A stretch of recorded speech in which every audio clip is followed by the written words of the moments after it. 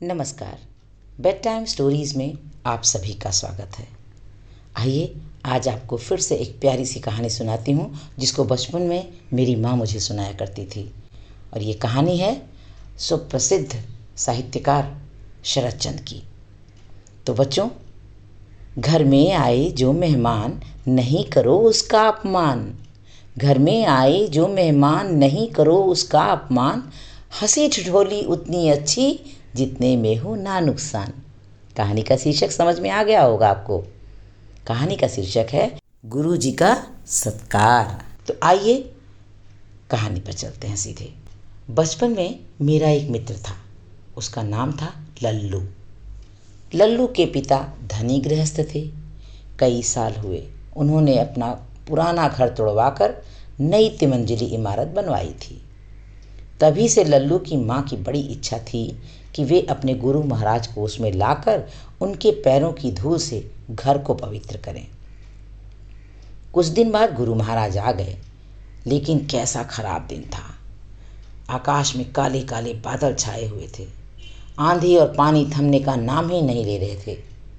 रात अंधियारी काली घटा छाई, रात अंधियारी काली घटा छाई, काले मेघा छम छम बरसे।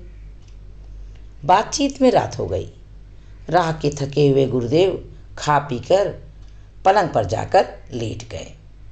बढ़िया पलंग और गुलगुले बिछौने पर लेटे गुरुजी मन ही मन बड़े खुश हो रहे थे और लल्लू की माँ नंदरानी को खूब आशीर्वाद मन ही मन दे रहे थे। गद गद गुरुजी गुलगुल बिछौना, सोते ही छत का शुरू टपकना। टप टप टप टप टप टप टप टप। लेकिन आधी रात में अचानक उनकी नींद उचट गई। छत से पानी टपक रहा था। उनकी तोंद तर हो रही थी। ओह, कितना ठंडा पानी था। हड़बड़ाकर वे पलंग से उठ पड़े। निवाड़ का पलंग भारी नहीं था। मसहरी समेत उसे गुरुजी दूसरे कोने में खींच ले गए और चुपके से फिर लेट गए। लेकिन 1 मिनट भी नहीं बीतने पाया था, फिर वैसे ही 2-4 बूंद ठंडा पानी टप टप पेट पर टपका। गुरुजी महाराज फिर उठ बैठे। फिर पलंग को खींचकर दूसरे किनारे पर ले गए। फिर लेटे, पर पेट के ऊपर पानी टपकना जारी रहा। कभी इधर तो कभी उधर गुरुजी भागे इधर उधर। कभी इधर तो कभी उधर गुरुजी भागे इधर उधर। टप टप पानी बिस्तर तर, कहाँ जाऊँ जहाँ सोऊं सिर धर। टप टप पानी बिस्तर तर, कहाँ जाऊँ जहाँ सोऊं सिर धर। इस बार पलंग को खींचकर चौथे कोने में लेकर गए, लेकिन वहाँ भी वही हाल हुआ। इस बार टटोल कर देखा, बिछौना भी भीग गया है। सोने का कोई उपाय नहीं है। डरते हुए गुरुजी महाराज बरामदे में आए। वहाँ एक लालटेन जल रही थी, किंतु कोई आदमी न था।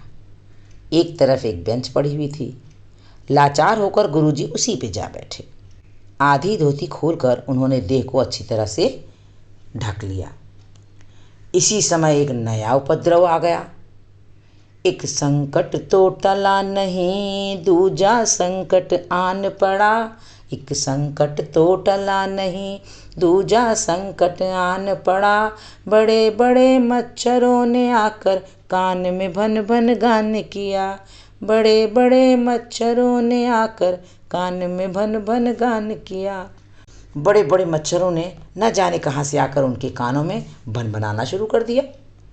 मच्छरों के काटने से जलन सी होने लगी। गुरुजी तेजी से भागे, लेकिन मच्छरों ने पीछा नहीं छोड़ा।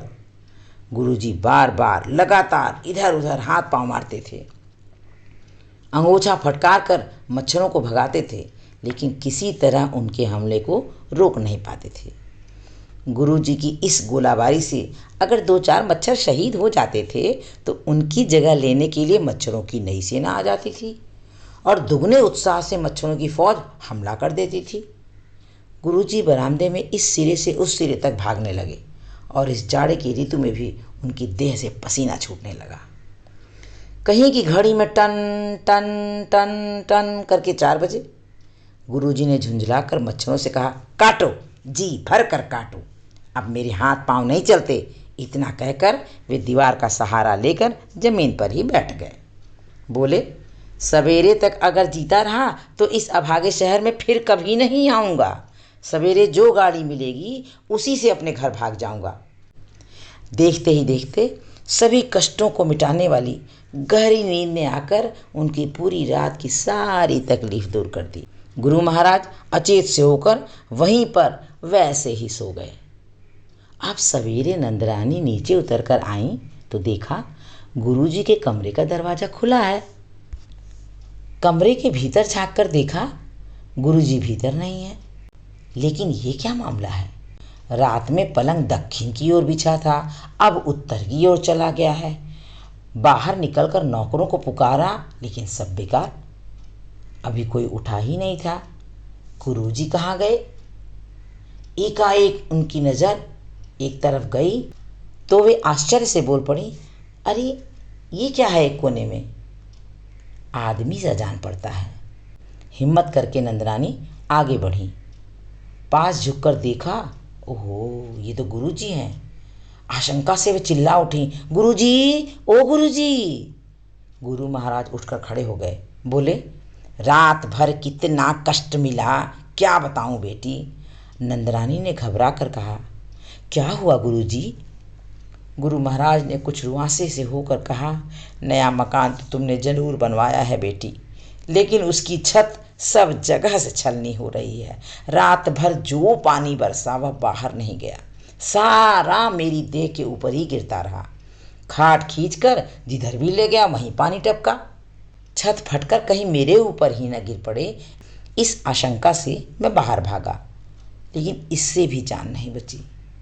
बड़ी कोशिश और अनुनय विनय से घर में आए गुरुजी की यह करुण कहानी सुनकर और उनकी बुरी दशा अपनी आंखों से देखकर नंदरानी की आंखें भर आईं।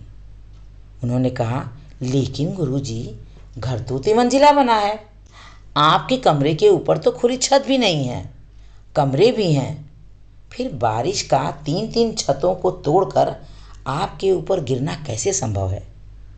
कहते कहते एकाएक उन्हें ख्याल आया, ओहो, शायद ये शैतानी लल्लू की है।